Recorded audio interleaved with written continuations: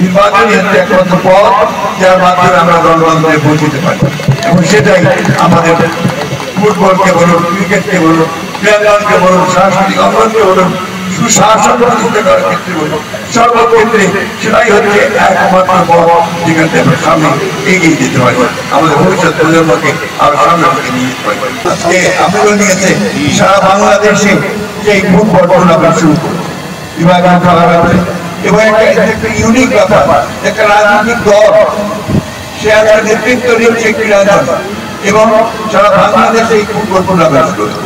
শহীদ president Ziaur Rahman অনেকেই ছেলেরা হয়তো জানে না, আমাদের ছোট ছোট তিনি ছিলেন একজন গণজাগরণ মানুষ।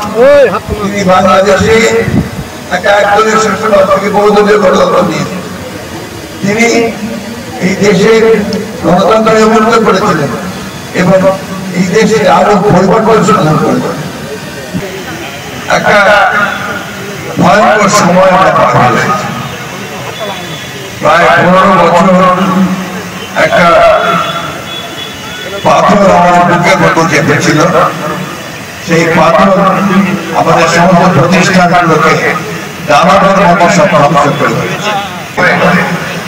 আমাদের তরুণেরা, আমাদের ছাত্ররা যেভাবে একটা ছাত্র জনতার অভ্যুত্থান সংগঠিত করে আমাদেরকে নতুন বাংলাদেশ নির্মাণ করবার সুযোগ সৃষ্টি করে দিল, সেই সুযোগটা যেন আমরা গ্রহণ করি।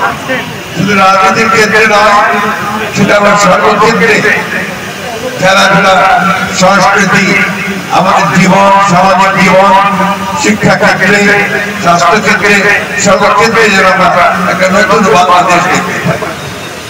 আমি আজকে আমাদের সঙ্গে যিনি এসেছেন এখানে, এক সময় ঢাকা স্টেডিয়াম কাঁপানো